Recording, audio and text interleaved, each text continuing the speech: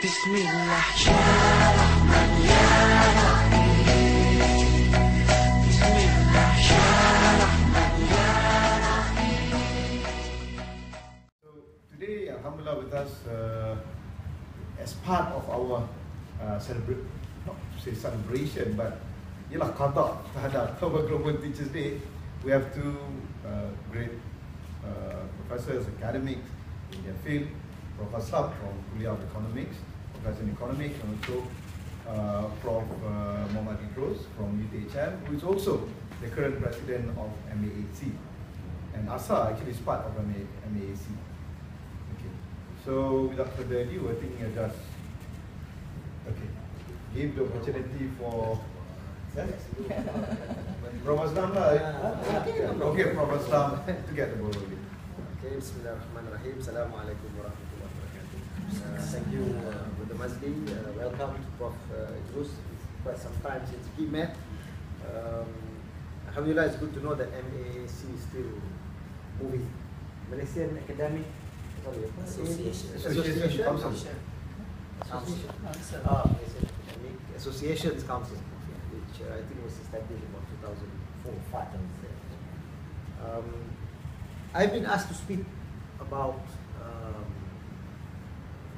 remuneration packages and try to connect that with the development of the country as a whole. And I've actually chosen to discuss a paper that was actually presented 2 years ago during the same World Teachers Day thing. Except that I have tried to update some of the data that is used. For everybody's information, you can get this if you are interested by just going to Association of Commonwealth Universities website. They have academic salary surveys that they do. Unfortunately, this time around, the full report is not available to individuals. You have to be a member, and it is given to members, either individual or the university is a member. So they only give you an executive summary for the latest survey, which is 2012-2013. So what I've done, I've just added the 2012-2013 findings, the limited findings, to the earlier studies that are available, 2005, 2008, 9, and so on. So it's just a kind of continuation. In summary, I think it's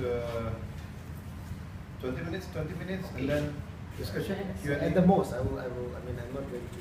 What I'll do is I will actually send these slides to put it in the website, and then you can put it on the website. I will just focus on maybe 2 or 3 main issues from the report. I think the first point is what is the position of academics, scholars, or what we have today, university lecturers. I think from an Islamic point of view, the focus has been on ulama, on the people with knowledge. Today we have university lecturers, and I'm just wondering whether or not sometimes these two are equivalent. What is expected of ulama, and what is expected of university lecturers? I think this question we don't discuss. I mean, most of us, university lecturer is a profession, we get salary for it, and therefore certain expectations. But I just want to highlight that there is maybe some expectation about what scholars are supposed to do in a society. And how does that compare with our jobs as university lecturers? And I think maybe if we have a detailed discussion, we may actually find out that the role of scholars may be much more than what the role of university lecturers has become. And why I say has become, because if you just look in Malaysia itself, the position and the role of university lecturers over the last 3 decades maybe has changed quite a bit. Much of it may be going towards maybe a smaller role, or more focused role. Maybe I don't say smaller role. We very rarely go beyond our our gates of the university. So whatever we do, research, teaching, publication is usually related to your own university. There are a few, of course, who go beyond, but there's not many. So just keep that in mind as something. Now, this comparative study of, and why are we looking at salaries? How do you value academics? And of course, status in society is very important.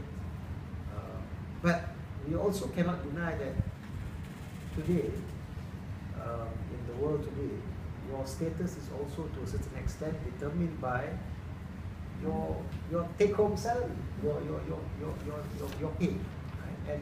And that's the angle that I'm looking at. I want to address what has happened to academics, and that requires maybe a different discussion. But to look at the position of academics from the point of view of salary. All right. Now, having said that, there's even in the academic salary survey report, they do say that salary is not everything. There are many other things that you need to look at when you talk about the package for academicians. So looking at salary is just one aspect. So it's really very, very focused and limited study. Association of Commonwealth Universities has been doing this study since the late 90s. They started the first one in 97, 98, and they've had now quite a few major reports, but every year they do a study. And maybe one of the things that MAAC can think of doing is actually to become a member of that ACU, and then you can get the reports. Right? Because now you have to be a member to get reports. Previously they were giving it, you could just download. And what this academic salary survey does, it compares the salaries of academics in selected countries that maybe they choose, and those that want to participate in the survey. Right? And the latest report, 2012, 2013, the full report I think is supposed to be out already in 2014 towards the end. So maybe it's out, maybe it's not out yet.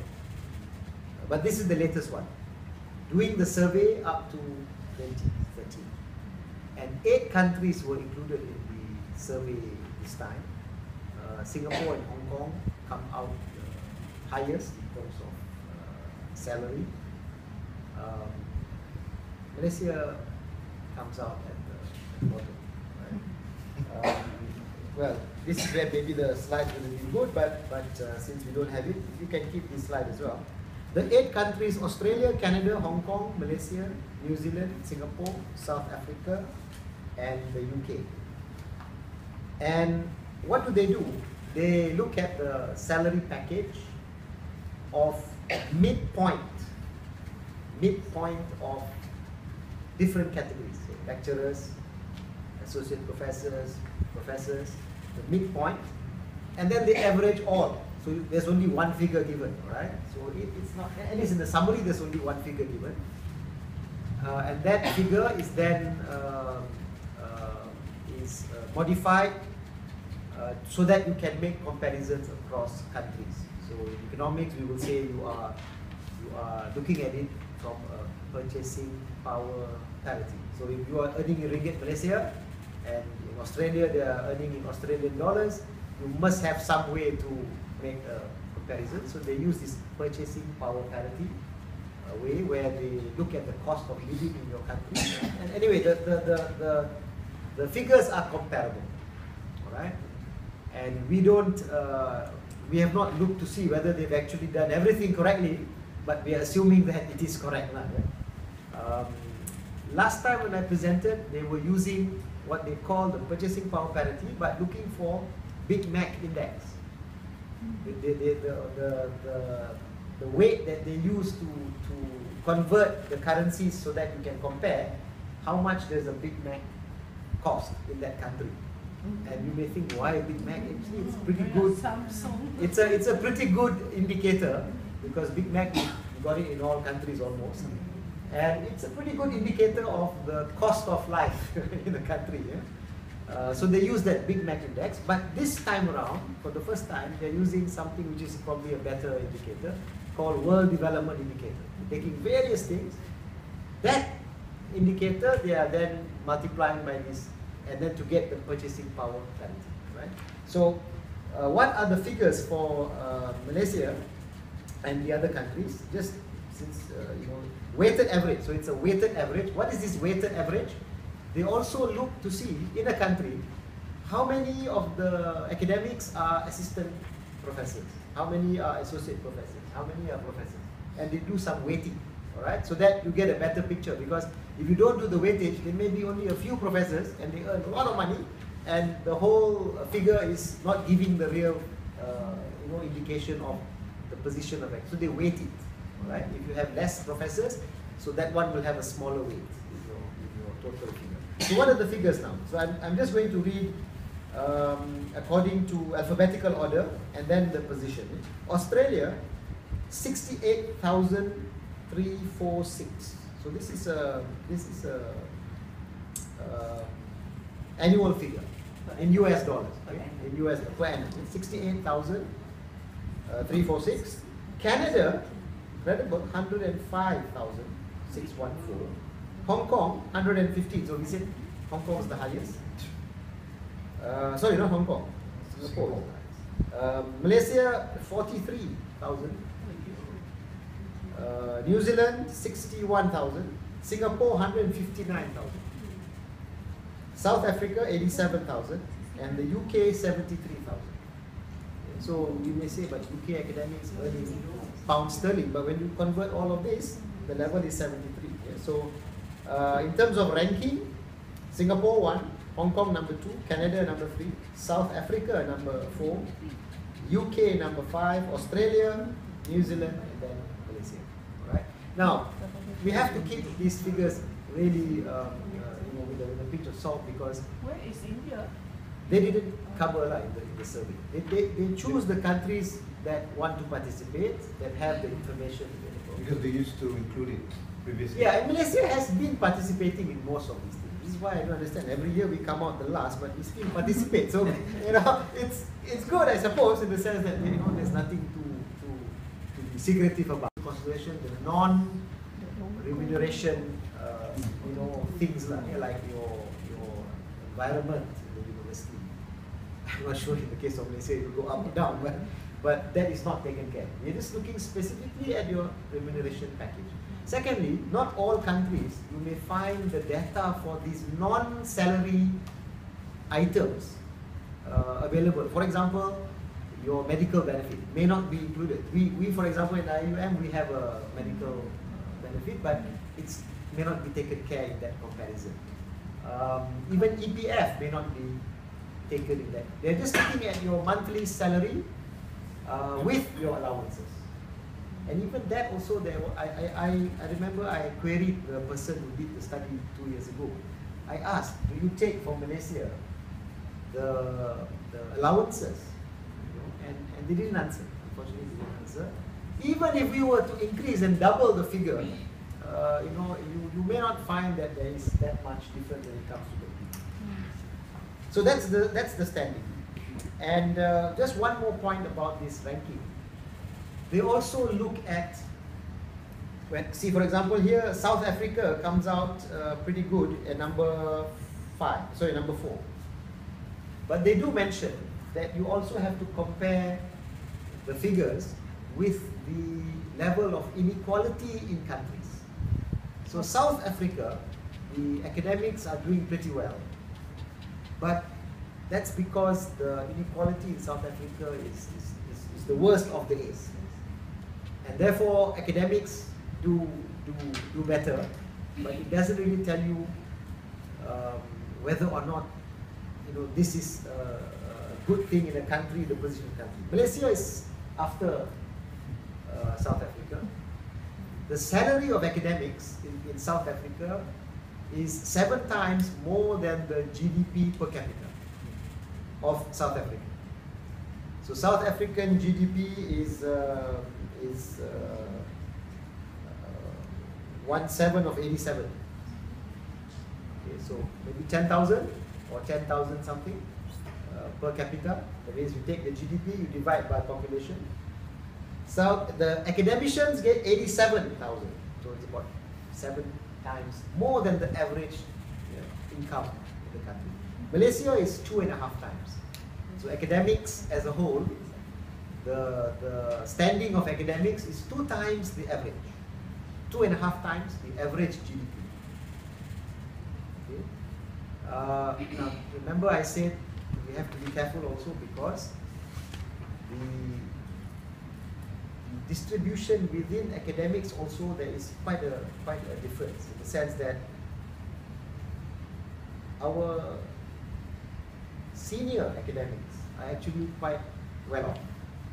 So professors in Malaysia, and I think I presented this in the previous paper, quite comparable to if you go just by the position. This one is just looking at all. The figure is one figure all. The reason why Malaysia comes down is because the lower levels actually.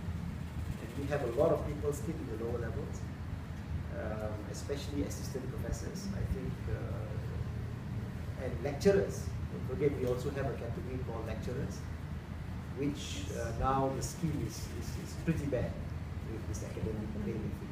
Countries like Canada, Australia, Singapore, a lot of their academics are on the higher scale, associate professors and professors.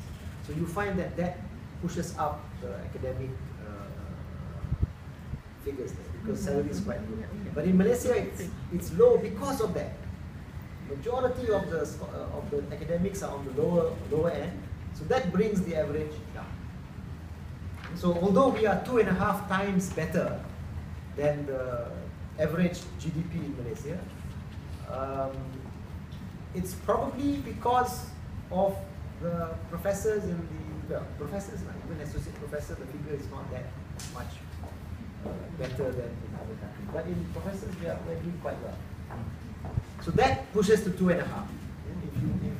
If you had a better distribution of salaries, especially for the lower levels, I think our figure can rise much more because you have a huge number in that category. So we have been trying to actually argue that there is a need to have a revamped scheme that actually gives a better deal to the newer lecturers compared to the professors. Now, of course, nobody's going to turn down. I remember when KSN was our president and I presented that fact, he asked, so does it mean that you don't want an increase in salary? So I said, no, I'm sure nobody's going to turn down an increase in salary, but we are presenting the figures. And you can see when it comes to lecturers, the gap is really huge, Malaysia compared to other countries. But professors, we are second or third, among the countries that were compared. This figure is everything together, right? So that's why we are right down, because what pulls us down is the lower levels. If you just kept it to the professors, we did quite well. Okay, so maybe I'll just conclude here by mentioning a few observations. So we are the lowest in the 8 countries. One reason is because of that big pool of lower lecturers and assistant professors. Our percentage increase that we get every year is average. It's just like in Australia, etc. But compared to Canada, Canada gets a higher increase. New Zealand gets a higher increase. UK gets a higher increase. Percentage increase over years. Our salary structure is overweight at the top. You find, as I mentioned just now, the higher levels get a better deal than the younger staff. And I'm just putting a question as a last point. Do university administrators consider this to be a positive or negative thing? Yeah, because I know in MAAC, when we brought this issue up, quite a number of the research universities actually were saying that they were actually also part of the discussion that had this top biased weight, like USM and I think I'm not sure you can, but certainly USM said that they think that it's good to give a overweight. Why? Because if you don't have, if you have a very comfortable salary for young lecturers, then they won't want to go and get their PhDs and they won't publish. Yeah? So make them miserable so that they go and get the qualifications and they publish and then they become professors and they enjoy life. I don't know whether that works. Seriously, I have a great reservation for that. An hostage mentality. And that's that seems to be the thing. So university administrators, when we ask them what academic training scheme, that's exactly the answer. If we give you permanent status, you won't go and do your PhD. Therefore, we make you temporary so that you are forced to do your PhD. Yeah. But so that what does it mean for a new graduate now? Would he choose to become an academic? Yeah. Because industry, it's more promising. and I'll just give you an example, and this may be a very biased example, and this is no evidence except anecdotal. I speak to people who are in the finance industry, and I ask, salaries. So a fund manager, you're a fund manager. Let's say 15 years after your first degree, you join. Immediately after you get a degree, you join the finance industry. You're a fund manager, and you're doing pretty well. In 15 years, at age 40, you could be earning 50,000 ringgit a month. Okay? If you're a very good professor, you get professorship in 10 years, excellent, you're getting 15,000. Right? So if people want to say, oh, you can't compare because these are the excellent fund managers, yeah, but the professors are also the excellent ones, right? So 15 and 50. Now, somebody will also say you cannot really compare university, public, especially public sector, with finance industry. Okay, fine, you can put all the qualifications you want. I'm just telling you that's what it is. Who will choose to become an academic? If after 15 years, I get 50,000, and after 15 years, I can get 50,000. Right? So, if you improve that initial salary, then people may choose to become academics. So there is no incentive for somebody to become an academic, unless you are Satik or Suhud. not correct here, maybe. Okay, I will stop at this point, and I hope maybe we can talk about some of those issues. Yeah? Okay, thank you very much, Prof. Aslam. It's quite interesting if you look at the motto of this year Global Teachers Day. It's investing in the future, investing in academic, in the teachers. Yeah. So it's quite interesting. So I think that point of view from an economist. So let's hear point of view from MAAC President. Okay, Prof. Bismillahirrahmanirrahim. Assalamualaikum. Thank you very much for the invitation to UIA. This is my first trip here. This is my first visit to UIA. I have never been to this campus. It's very nice, good first impression. The stories that I heard about UIA is true about the academics here. Because Professor Aslam is the best example. When I first joined MAAC in 2004, 2005, when I came back from my PhD, it was something which is considered as very exciting moment for me. Because from that day onwards, we took the journey to actually look at what are the things that we can do for the welfare of the university lecturers. I took over MAAC, leadership of MAAC in year 2012, from University of Malaysia. And I was very indebted to UUN and also to the pioneers, including Professor Aslam, who actually has established MAAC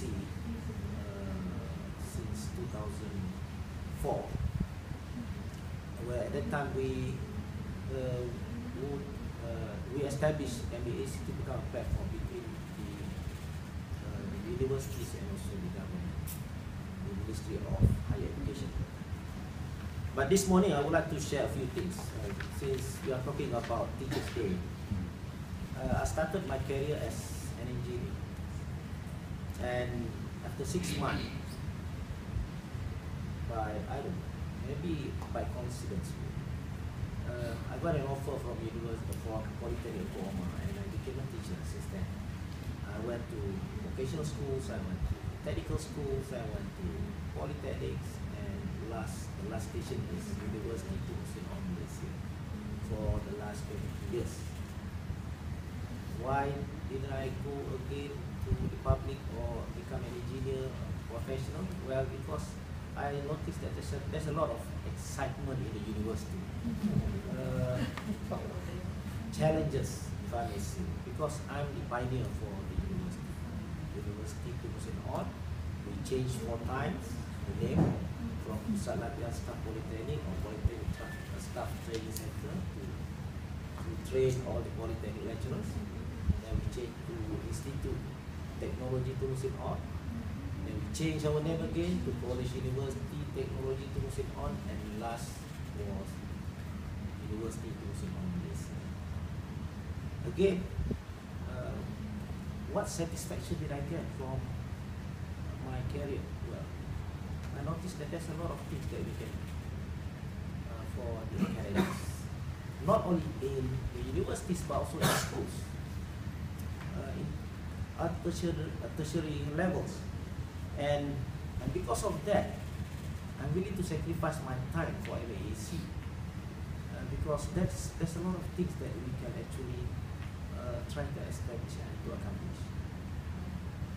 What I will talk this morning, because I think Prof. Aslam has been talking about remuneration since the first introduction we did this morning, but I'm going to take you along what actually MAAC has done since the first establishment and what are the roles of MAAC and government for lecturers. Secondly, I will also talk about the service scheme, MAAC struggle to achieve improvement for the scheme. Since 2012, I've been talking about the scheme and trying to convince the government and ministry that we need a better scheme.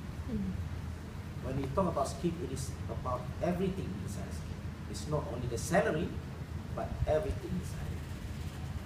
And thirdly, I will talk about autonomy and operation. On the way, I was talking about with Prof. Farida about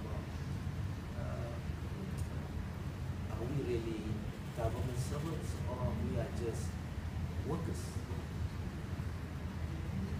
It's quite scary when we talk about this, but again, we have to know the truth.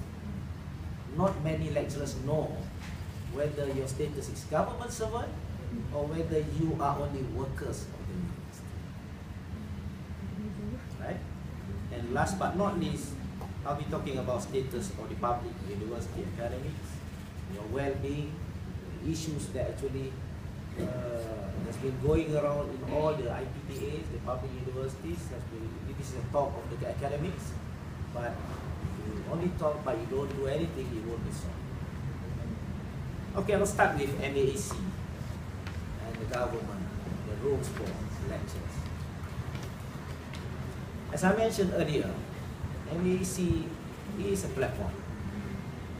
It's not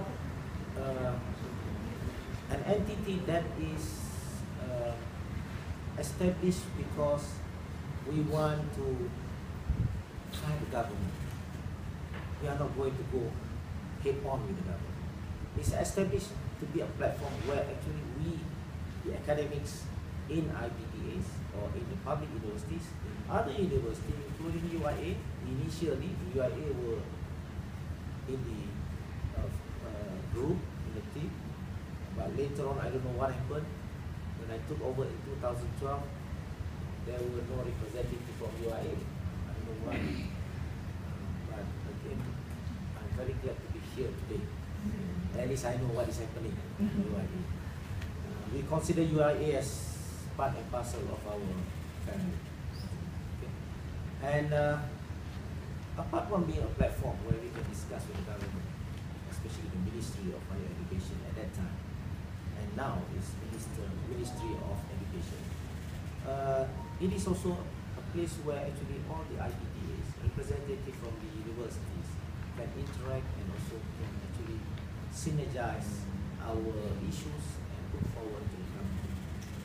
So that's why since 2012, when I was the leader in the office, we have actually done a lot of workshops, conducted a lot of interaction with QPACs and UTP and so on, is because we need other strategic partners to assist us in getting what we try to acquire from the lecturers in the IPDs.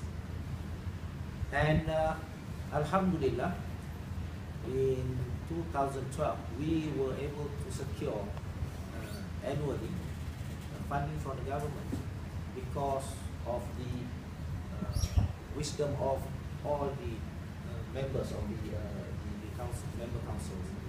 We secure funding from the Ministry of Education, 50,000 a year, to operate MAEC. And this is something which is different from previous situation where actually Pro Aslam, remember, all associations have to put up their own funding to actually move MAEC. This is something which is actually good, but at the same time, it doesn't show that the government is supporting us. But now, the government is supporting us, is giving their serious thought of whatever things that we actually put forward. A good start, but still, it's not a good ending yet. Hopefully, something will happen in the next few years. Okay. Right. And what do we do in MAEC? We'll actually, when we sit down, as I mentioned, we talk about things, issues that happen in the universities, and we try to synergize our ideas and we put forward to the ministers.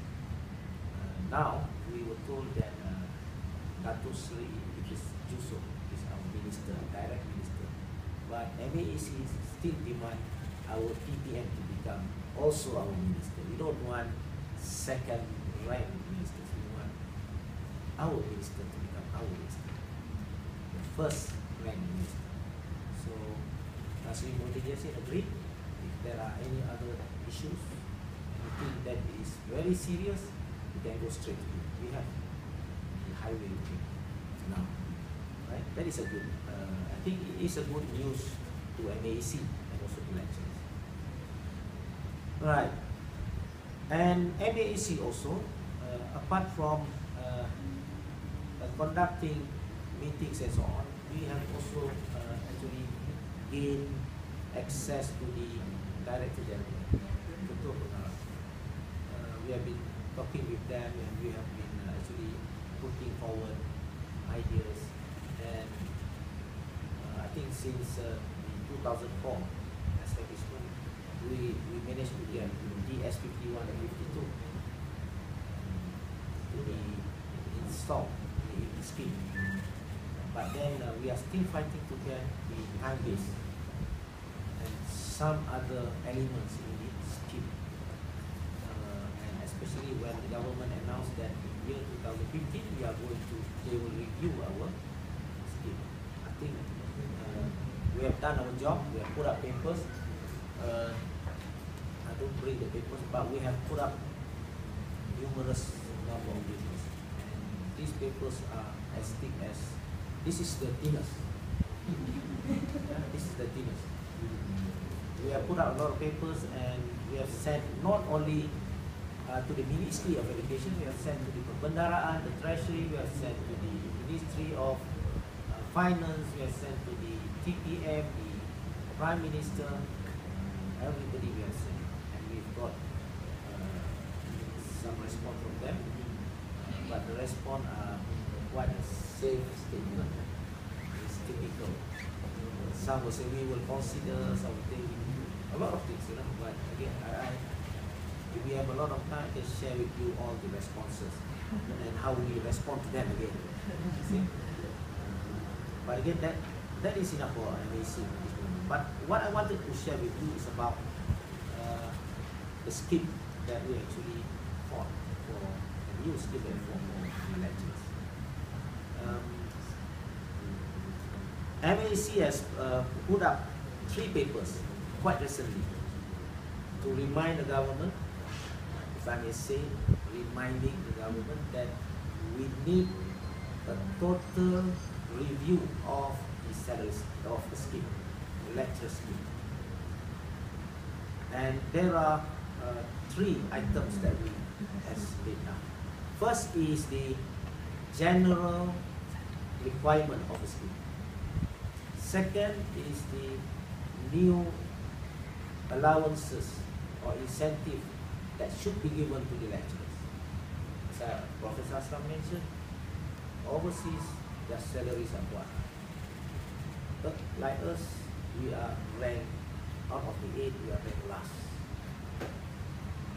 But again, I will show you that there are a lot of other things that most of us took for granted, that we have the best scheme, which is preached by the government. But actually, our scheme is the best on paper, but not the best when it is being implemented.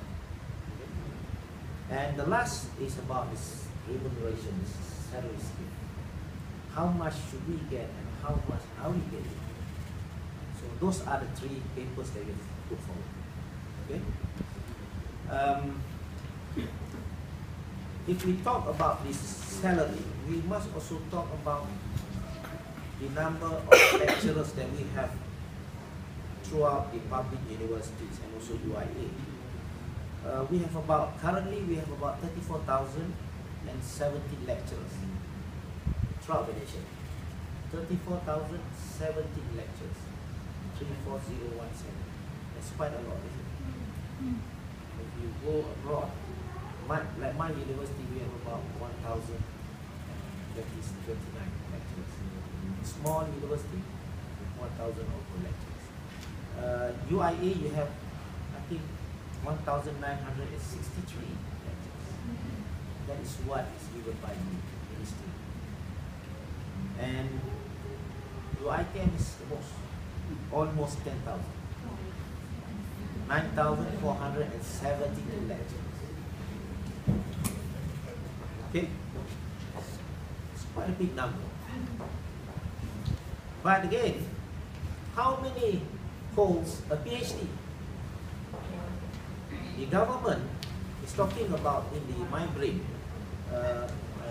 MyBrain program, MyBrain 15 program, they were talking about 60,000 PhD holders by year 2020. But now they are reducing it to 40,000. Why? Because next 5 years it's impossible to get lecturers or the public to actually acquire the PhDs. Okay? Another 5 more years to 2020. But currently, in the public universities, IPTAs, including UIA, we have about 13,660 lecturers with PhDs, which is what? Almost 25%, 13,660. It's almost 30%, isn't it? But the government is aiming that by 2020 we have 100% PhD holders in universities. Can that be achieved? It's quite impossible. Another 5 years. And MyBrain 15 was launched many years ago. Why can't we achieve? That is something that somebody has to answer, but not MAC. But what MAC can do is to encourage our lecturers and also to look at, to suggest to the government what are the initiatives that can actually, what you call, push the students, lecturers who are actually participating in this program, the bilingual program, to complete their studies within the time span of the period of their study. That's why the politicians are now looking at statistics among university lecturers who went for overseas for PhDs. And they are saying that 40% of the lecturers doesn't complete their PhD.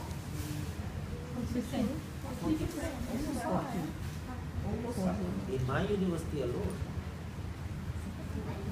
I think 50%. They don't come back. And they give a lot of excuses. And that's why IPTAs or the public universities, vice chancellors are given the authority to take actions separately. So meaning that UIA vice chancellors or rector will be looking at the issue with the Senate or with the management members to look at how, using their wisdom, how they can tackle the issue. And our universities are taking, I don't know, maybe not the best action, that is by penalizing the lecturers.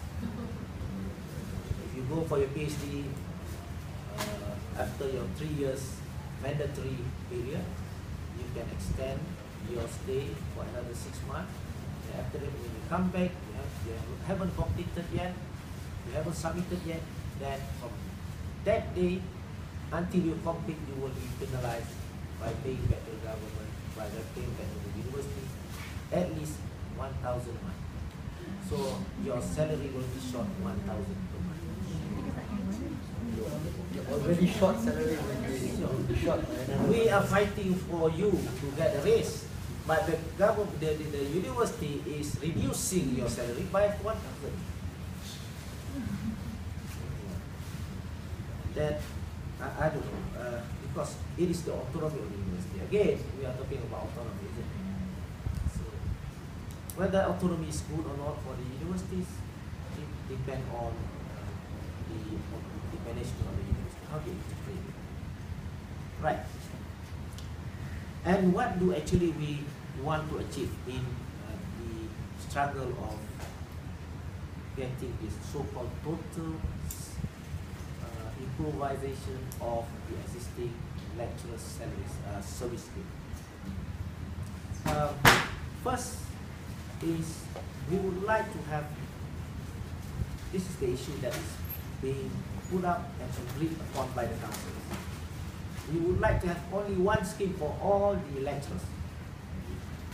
Currently we have a lot of schemes. One scheme for the lecturer who are doing medicine, one for the pharmacist, one for the dentist, and one for the others. One for the others. This is under DS. But we have another family member that is using another scheme, DM, who works in UITM. So they are not governed by only our, but they are also governed by under another act, under the MARA Act. So again, that is also another issue. And we brought up this issue to the ministry, and they were asking whether this is being agreed upon by all the lecturers in the university. I say, we can't go to all the 34,000 lecturers to ask them whether they agree or not. But their representatives 100% agree. The council, who are in the council, agree that we actually need only one scheme for the lecturers, which is under the government, what you call jurisdiction. I don't know whether UIA is considered as under the government because it's half, isn't it? Yes. Because you are using DS. Right. So that is the thing that we are trying to achieve, and is still under discussion. But again, we have put up the paper, we have forwarded the paper to the government, from the Prime Minister up to the people who are actually putting on their desk. JPE. And hopefully in 2015 they are going to look at the paper and see how can they actually implement and consider the demands that we have put up. And secondly, in the general issue is about the time base. Now currently we are using the merit base. But we wanted, again, we have suggested to the government that we wanted time base to be implemented in our salaries, in our service scheme. And there's a lot of issues. Actually, we were in the council, we have lecturers, young lecturers, we have experienced lecturers, we have professors who represented the association, academic association from the public universities, and we discussed thoroughly about what sort of time frame do we need for the time base. And we don't want to be looked upon like the teachers, because we are better than teachers. Some of them say so. But Raja Roslan always disagreed. He said that we are also teachers like them. We are not above them. But I believe that teachers come from universities. So when teachers come from universities and they learn from lecturers in the universities, then lecturers must be better than teachers. If you are on par with them, then Why they come here? They say that lecturers before they went to the university, they came from schools. but if you talk with people like Raja Roslan from the University Technical of London, it will take days and nights to settle the issue. But again, just to share with you, lecturers are considered as teachers also. We are a group of teachers, but we teach differently for a different group. Even though I'm graduate from Korea in 1988, and I was the first batch. And I learned how the Koreans look at teachers and how they look at lecturers. Lecturers I look upon as somebody who has vast knowledge in their field. They are the people who actually train the teachers, train the new generation, training the trainers. But teachers are considered as a very big asset in their education system because they teach the youngsters. They prepare the youngsters to go into the world, whether it's going to be moving up the ladder, the highest education level, or they will go into the world of works. So, who are better? But we are teachers and researchers. So. We do research. Researchers, that is part and parcel of the requirement of lecturers. But teachers, they don't do it. I know, so that's why. But we still need them because, again, they are very precious. They will, if we are to teach the youngsters, I think it will take time for us to understand what are the young brains requirement. Right. Well, if we talk about that, I think for Aslam we will be taking a lot of time. Right. Coming back to the service scheme, the two things. The generic requirement will be, one is one speed. Secondly is the, what did I say this one? Time based. Time based. That's the thing that we have put up to the government. Secondly is about the incentives. We put up, I think in the incentive paper, we have put up a few things that we wanted the government to consider when they do some revision or review on our salary scheme. One is giving special allowance or incentive to PhD holders. Just like what they did to, what they gave to the medics, pharmacists, and also the dentists. So we wanted other lecturers to also benefit from the so-called incentives or allowances, getting recognition from being sacrificing yourself for 3 or 4 years doing PhDs. Because when we presented to the Tuzaki Commission or the salary review, we told them that actually in universities, whoever achieve the PhD level, they are considered as experts. Because this is the expertise, the highest. You won't have any PhD, you won't have any higher education after completing your PhDs. Postdoctoral is not something which is mandatory. So PhD is mandatory. But when we achieve PhD level, what sort of incentive do we get from the government? It's only the so-called hadiah pergerakan di HPG. We are going to get a 3 increment after your completion. But again, it depends on the implementation of universities. My university won't give you that 3 increment because I'm a person. If I'm confirmed in my existing scheme, I'm not actually entitled to get that 3 increment. That is another interpretation. That is happening all over in the IPT. And what is suggested to the government is anybody who have a PhD, they will be suggested to receive at least 3,000 a month. It can be called allowance or it can be incentive. It depends on the government whether they agree or not. But we have suggested. Secondly, we also suggested that all lecturers should be given what we call the academic expert incentive, where they will be given some amount which ranges from 4% to 8% depending on the level that you are in that particular time. Okay? Thirdly, we have suggested to the government that lecturers must be given a so-called tax exemption for academic tax exemption. This comes from UUM because there are a lot of people who are expert in that.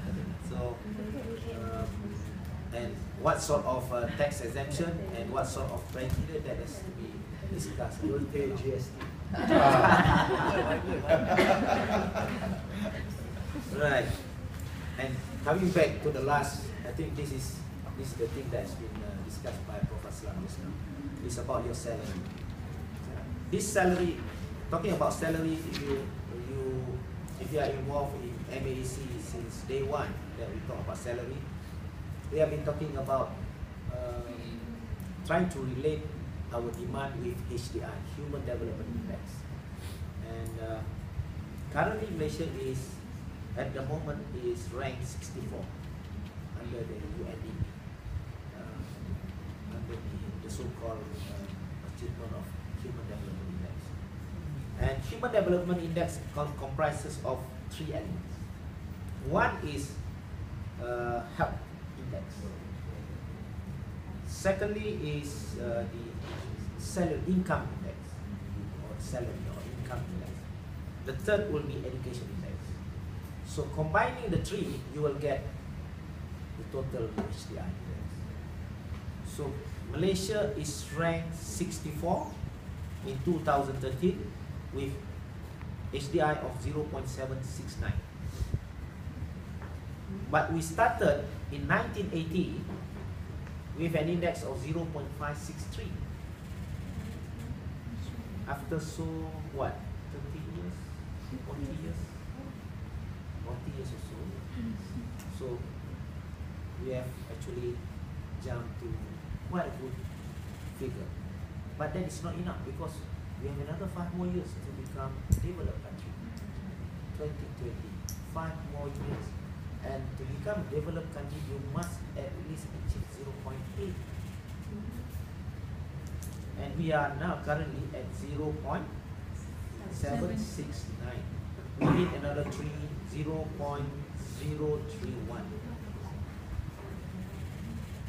Is it easy to achieve?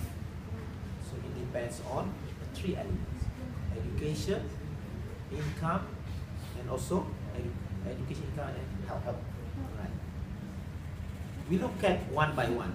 Health index in 2013 is 0.859. So it's okay, isn't it? So we are considered as developed country if we look at the health index. Because we don't have a lot of TBs, people who actually are infected with TBs or infected with some infectious diseases. We don't have. Yeah? So it's good. To me,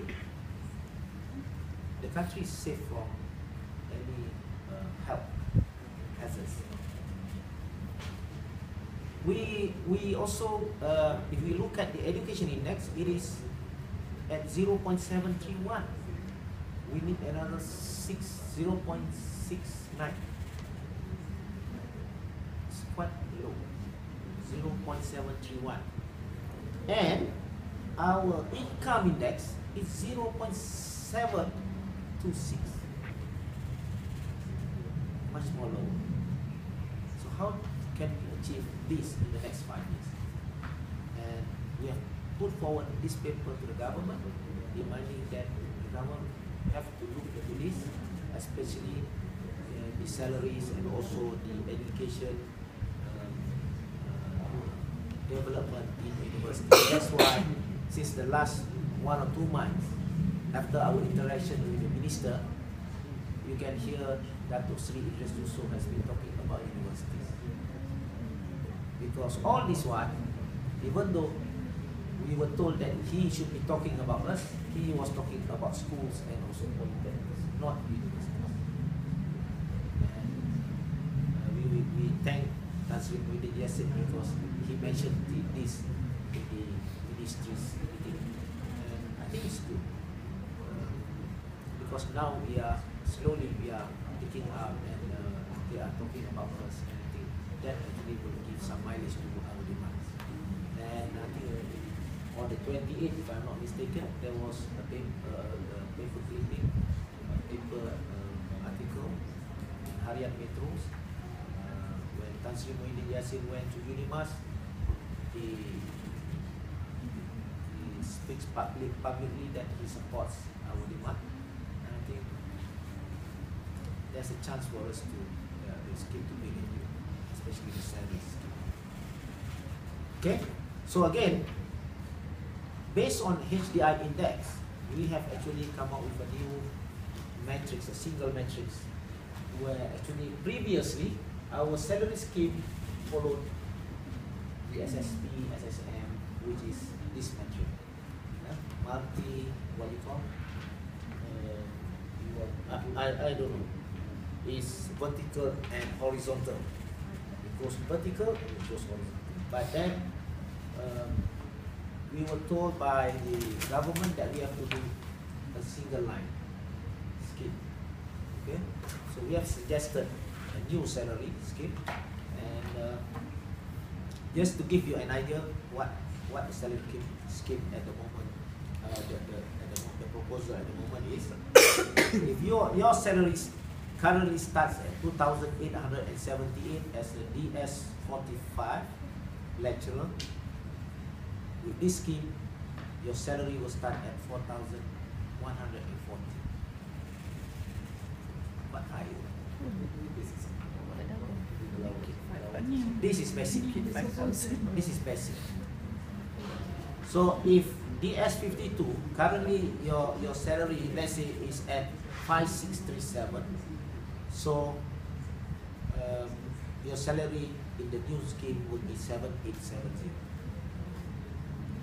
And we will ask why we have such a big jump. It's because we have only 5 more years. If we start 10 years ago, then we won't feel the jump, the big gap. But because there's another 5 more years to go, so calculating the indexes and so on, then we think this can actually push forward the salary scheme, the lecturer salary scheme, so that it will be at least the index will be at 0.8. we are not, actually our case is not the worst case.